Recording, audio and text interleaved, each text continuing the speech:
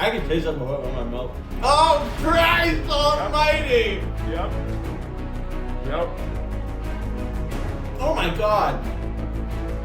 Oh, Christ almighty! The following program is a presentation of Nick Jr. How's it going, everyone? Inspired by First We Feast, you're watching a parody of Hot Ones. I'm not Sean Evans, and our next guest is Griffin the Handsome, a known admirer of baby carrots, tea, and milk, and his most recent film, Within the Crystal Hills, won an Emmy. Griffin the Handsome, welcome to the show. Thank you for having me, Mr. Not Sean Evans. Who knows you who look I am? different in real life. I got a tan recently, it's pretty cool. Yeah, you got hair too. Before we start, how are you around spicy food? Not great. Wow. In fact, as you were making it today, I was already having trouble, so... Here we go! That's all, yeah, that's all like that.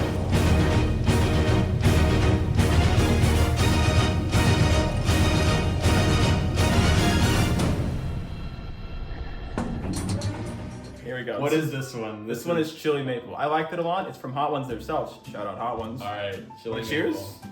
maple. Tink. I like this. It's number one. I know it is, that's the trouble. Oh, Christ almighty, J-Till. As you chew, can you tell us the story about how you sold parts of your pop figure collection to pay for college? Well, long-time admirers of Gruppetstudios probably recall. Oh, that's the first one! Long-time admirers of Gruppetstudios may remember that when I used to do my Cartoon vs. Cancer and the Steven Universe vlog and stuff, I had a big wall of the Funkos behind me. And I was like a very early adopter of Funko Pop vinyls. I was on the boards and everything. And then I had to go to college and I had to sell them because I needed money to go to college.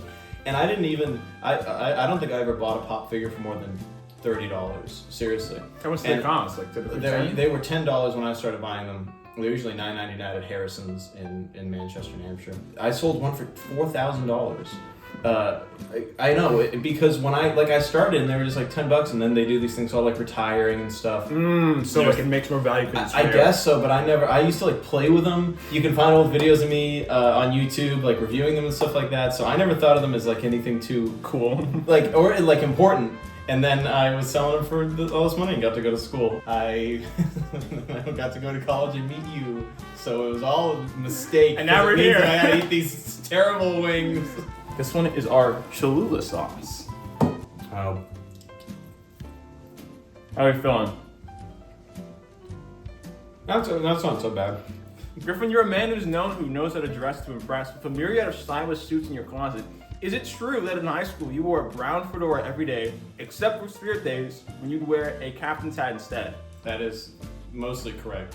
Sometimes I would wear a beret to school as well.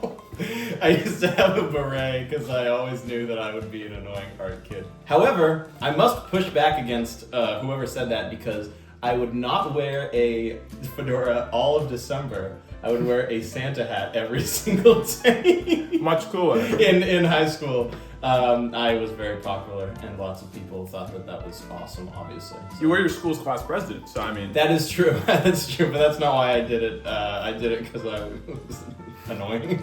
I thought it would be funny, and for what it's worth, it is. I suppose that wasn't very nice of me, though. I ought to have worn a yarmulke for part of December as well, I guess.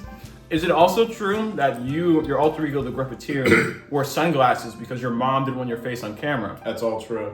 In fact, the reason that it was Gruppetteer and not just my name is because of that exact thing. And my brother and my sister also had to wear hats and glasses because this was like the early 2010s, and my mom and dad, as everybody's parents did, they didn't know like what the internet would be. So they were like, don't go on there and put your face and your name and stuff on it, wear sunglasses, wear like hats so people couldn't like take your identity. Find you. Yeah, nowadays... It's all out there, Come baby. at me, yeah. But I live at this address. This is my address. I'm putting it on the screen at this very moment. You can read it. I'm going to talk slowly here so you can read it. Or pineapple habanero. All right. Or the lips past the gums. Look out, stomach. Here it comes. Captain Underpants. What do you think of this one?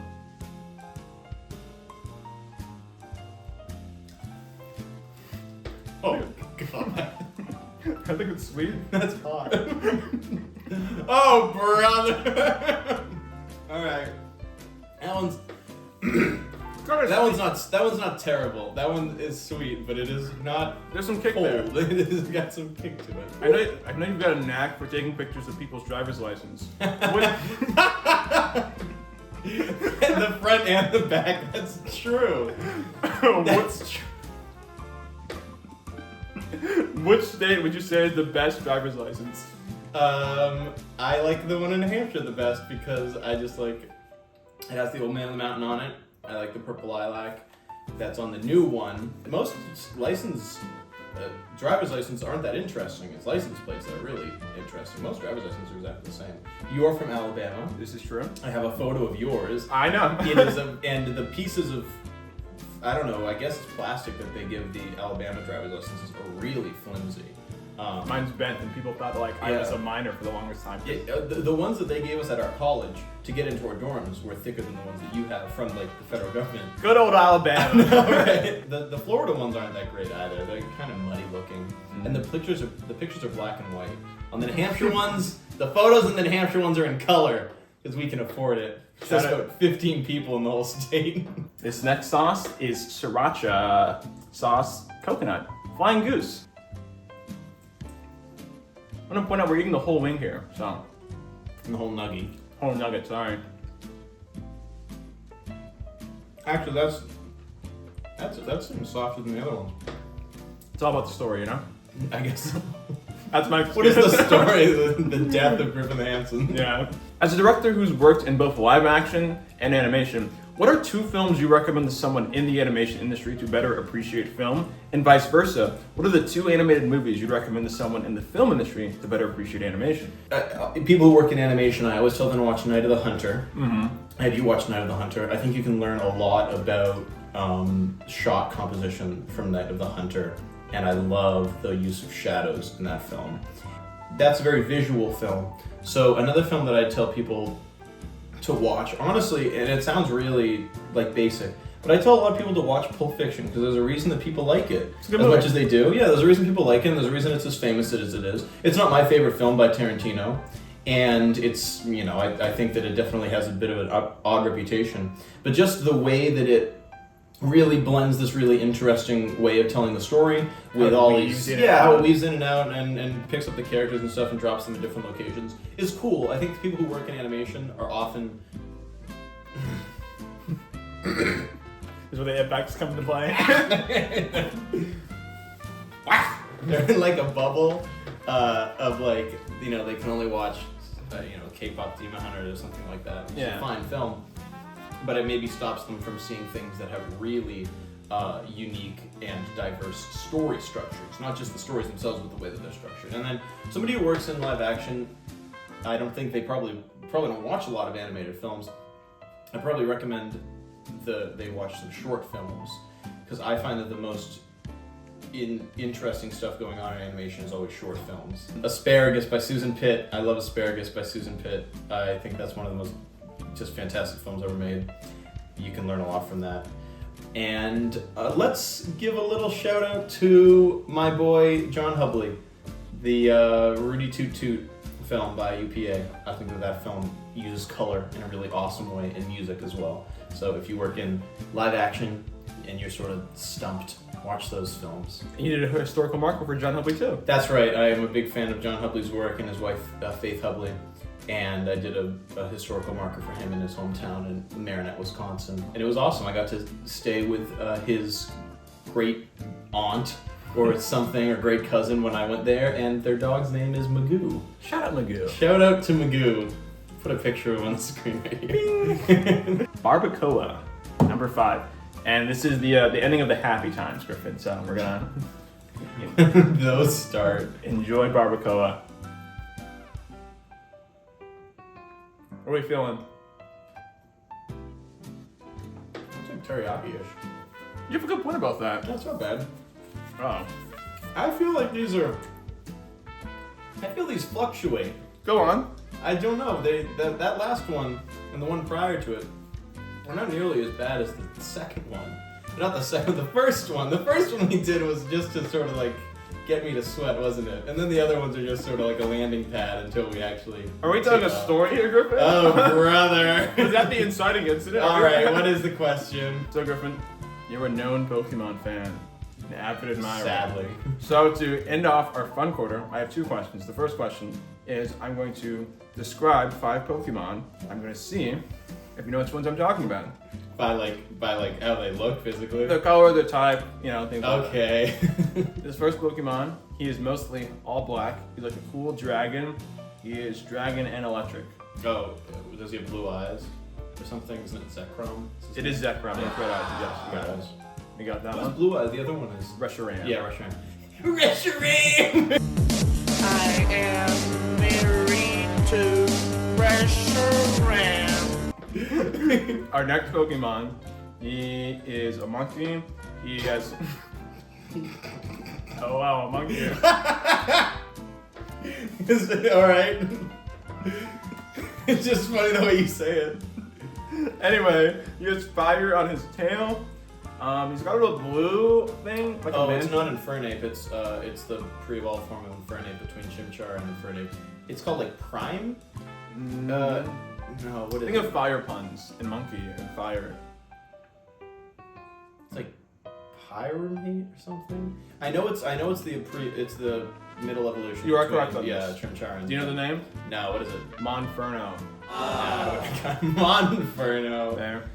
God, this is gonna go on the internet? How embarrassing. Our next Pokemon is a ghost type. It's a tea kettle. Ghost coming out. It's Poltegeist. Yes. Something like that, yeah. That's the one. Our next Pokemon is another cool dragon, but this one's like blue and like red, a lot of spikes, but his head is all red though. Oh. It starts with a D. It does. It's like Durgan or something like that. Yes, I know what you're saying. It is. It's like Durgan not Durgan Haas. Dortenhaus. What is it? What is it? Dredagon. Dredagon. You knew it, you knew.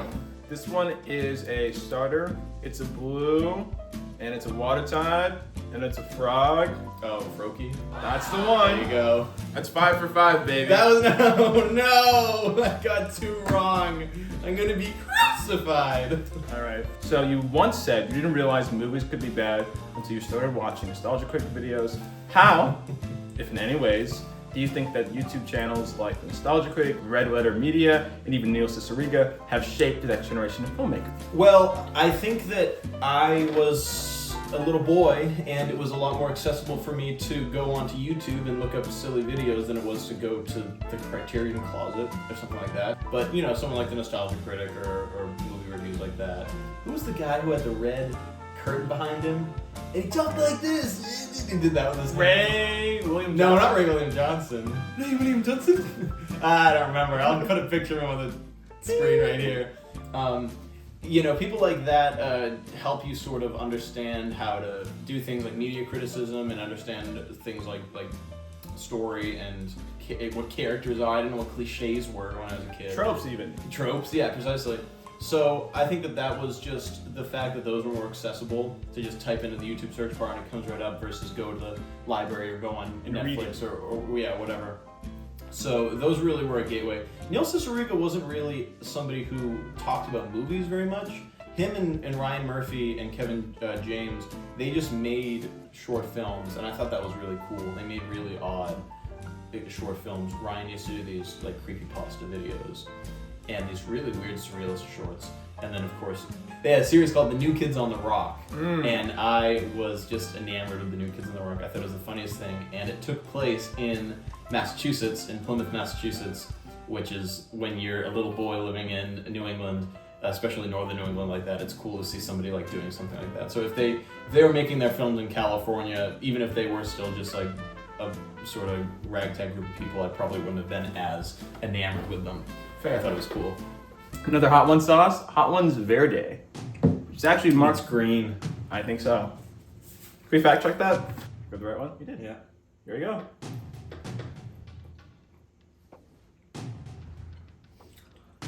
Oh. Oh no. Not a fan? If I say I'm not a fan, then the Hot Ones people will send us a cease and desist, as if we aren't already ripping off their show. The format. Oh, I ate this one, and when I tested it, and I was like, this one doesn't taste that that bad. is hot. And like, it comes later, you know? Oh, it builds, no. right? It's crazy. Because like you, when I tried all these the first time, I was like, this is like okay. It's not like hot. But then I had this one, I was like, oh, this is like a total shift. This is like when like someone gets like stabbed, and like a kid's really like, whoa, we can do that here? How's there 4 more? We'll survive. Alright, go on. Oh. A phrase I came across that really stuck with me while I was doing my research was, whatever happens in the hot tub stays in the hot tub. No.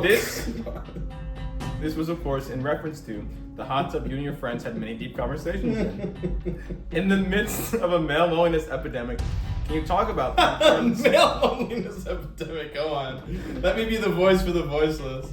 Can you talk about the importance of having a place to speak openly and freely with a group of your friends, and how you discovered that a hot tub was the perfect place for those types of deep conversations? Well, men out there watching my channel, as the spokesperson for all men, listen to me. That was hot. Oh, I shouldn't touch my eyes. It was the other hand. It was the other hand. I don't know. I never have had any trouble, obviously, expressing my emotions with other people, especially not other men my age. So my friends and I would just get together in our warm broth pool and exchange, amongst other things, secrets. And talk to each other. And while men, if you're a lonely little man out there, This is really hot. and it's hot, isn't it? If you're a lonely little man out there, talk to your friends, because maybe they want to talk to you about how they're feeling. That wasn't very elegant, was it? No, I think you wrapped it up. Kiss your friends in the mouth. I think what you're saying is kind of, like, sometimes with men, we have like this tendency to like not cry, not show our emotions, but kind of like what we talked about earlier, you've got to like let it all out, because some people always like having people to talk to. Nothing manlier than being with your bros and expressing your feelings. It leads to great moments like this Hot Ones interview, or even like, other things. Men, I rescind everything I said. Don't be nice, because you'll end up eating terrible chicken wings. Local Hive Hot Honey, Cheyenne Hot Sauce. Shout out the Beekeeper guy. These guys are great. Shout out to Jason Statham. Down south, we love to mellow out the heat with some sweetness. Try this blend of cayenne peppers and honey from the southeast on wings, pizza, gumbo, and more. Well, we're in the southeast right now. This is very in true. lovely Atlanta, Georgia. ATL. So ATL. Let's see if this is up to snuff. Where's this from? I don't really know. Colorado. Yeah, right. Southeast. Oh. I like the honey. I get this honey. There you go. Excuse me. Oh. Mighty. I know you're a big history buff, and are particularly a big fan of the Reconstruction period. What's something you think more people should know about this period of American history? Anything about it? Nobody knows anything about Reconstruction. Reconstruction, by the way, generally is considered to be the period after the Civil War to 1877 in the United States. It got stuck in my throat and I'm suffering. RFK. I do sound like RFK Jr. Reconstruction. Between the end of the Civil War in 1877, which is when Reconstruction ended because of the Compromise of 1877 between Samuel Tilden and Rutherford Hayes. But most people don't know that. They think that the Civil War ended and then they just said, you guys are all free. And then for some reason, 100 years later, Martin Luther King Jr. felt that he had to, do more stuff for black people. But that's not true. I should probably say what it is. Reconstruction is exactly what it sounds like. The South was pretty much told to rebuild itself after what had happened in the Civil War, and soldiers from the North came down and were supervising and making sure that black people were given fair treatment and all these things, and it was really unpopular. Well, it started out popular enough, but it ended really unpopular. Fair. So they pretty much just sent everybody back up north, and the people in the South continued to sort of revert back to how they were during and before the Civil War, and that's how we get things like Jim Crow And that's how we get things like black codes and so on and so forth, poll tax, literacy tests. So pretty much there's this election in 1877, and this weird sort of agreement is made where this guy will become president only if Reconstruction ends. And again, that's how the South reverts back to how it was. Interesting. And I find that really interesting is how we fought as hard as we did in the Civil War for something that I think is very noble. I know that's controversial to say today, but slavery's bad. And then the second that it sort of fell out of people's favor, they just pretty much left black people to suffer for... like you are. Well... So what everybody's been waiting for. This is the bomb. The bomb. Beyond insanity. Gonna be honest, this is the one that scares me. And you said no milk, no water. We'll see how that holds So up. far, I've been doing it. That's all right. Should we cheers on this one? If you want to. This is the evil one. I can taste that before in my mouth. Oh, Christ Almighty! Yep. Oh my God! Oh, Christ Almighty, J. Till. Number 8. Oh no! Oh! Oh my God! No, I can't. You attended a movie summer camp called Camp Mytina for 11 years. One of this camp's goals was no. was to learn new skills. So I'm curious to know, what new skill did you learn while you attended Camp Mytina?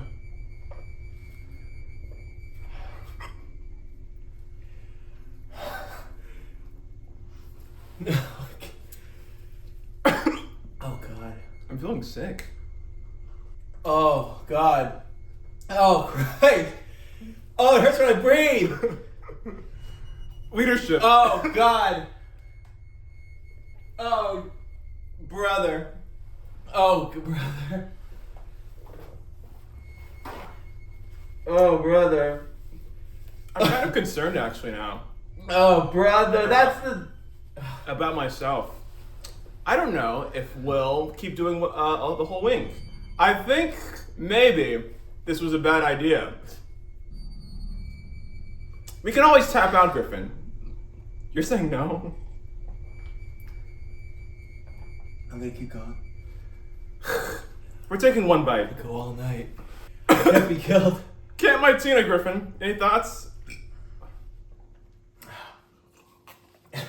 Button making. Oh God. You know what? Fuck this. Button making.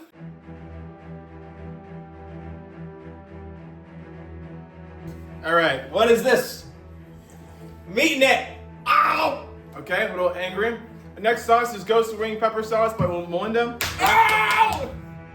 I'll make you there.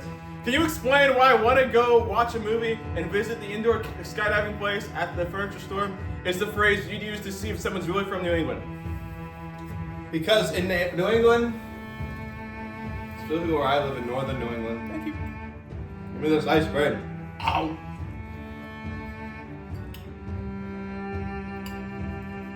I'm sorry. My leg is shaking. I don't know why. I'm so I sorry. get like contraction. In New England, there's this wonderful place called Jordan's Furniture. I'm actually shaking. I don't know what's wrong. There's this wonderful place called Jordan's Furniture, and people go there. It's a furniture store, but it's so much more than a furniture store. It has bungee jumping inside, skydiving, movie theater. Those big stupid IMAX screens that like the seats move. Is it? Oh my God! That's a good great place. Well, oh, it has a jelly bean store in it. what? The store has a store in it? And this store has like 8 stores in it. I don't even know where the furniture is. When I went to the Emmys, What you won? a few weeks ago, which I won with Christina. Oh, brother. When I went to the Emmys, the guy who's on all the commercials for Jordan's Furniture, Yeah. his name is Eli, was there. I told him that I loved him. You had gay shots. I'm gonna set us up for the last dab, Griffin. They call it the last dab because they like to put a little extra on it. We're not fucking doing that. I'm gonna do it. All right. I'm honestly afraid I'm gonna throw up. So, well, ladies and gentlemen, he's committed to the art. I'm fearing for my life and my toy. Oh, that's too much. I didn't know it'd be that fast. Griffin, take one bite. Take one small bite. How about this? That'll be the 2 dabs. What do you mean the 2 dabs? I put on too much, so I'll dab some more. Don't eat the whole thing. All right, go on. What's the question? We have to eat first, then we establish that. Ah, We're gonna do it together. A small bite. water. Do not eat the whole thing. I swear to God. Oh my God. Fuck the bomb. Yeah. Whenever you're ready. Trying to drink so I don't fucking explode. Okay, Tellman, you must know something about me. You're white? I cannot be killed. I cannot be killed. Ow! My God. No! I said don't fucking eat it and you ate it! Anyway, Griffin the Ancient, you've done it once before. Now with your mind on fire, fucking spices going everywhere, the fucking entire pepper axe in your mouth right now. Can you name all of the presidents in order? Whenever you're ready. Eat as much ice cream as you want. Have mines, please. George Washington, John Adams, Thomas Jefferson, James Madison, James Monroe, John Quincy Adams, Andrew Jackson, Mark Van Buren. By the way, comment section. I know all these. I'm just pausing because I'm dying right now. Martin Van Buren, William Henry Harrison. Oh my God, John Tyler, James K. Polk, Zachary Taylor, Miller Fillmore. Shout out Noah Fillmore. Franklin Pierce, James Buchanan, Abraham Lincoln, Shout out Dave. Andrew Johnson, Ulysses Grant, Rutherford Have Hayes. ice Rutherford Hayes has got 2 shoutouts in this video. He's a great guy. James Garfield, Chester Arthur, Grover Cleveland for the first time, Benjamin Harrison, Grover Cleveland the second time, William McKinley, Teddy Roosevelt,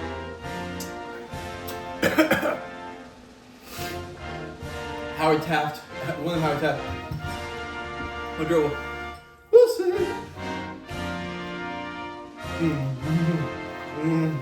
It's great, right? Warren Harding, Calvin Coolidge,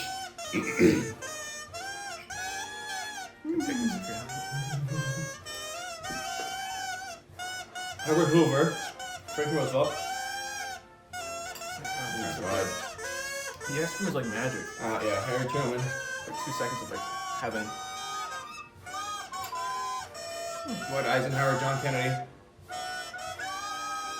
Lyndon Johnson, Richard Nixon. Oh Christ, Gerald Ford, Jimmy Carter, Ronald Reagan, George H.W. Bush, Bill Clinton, George W. Bush.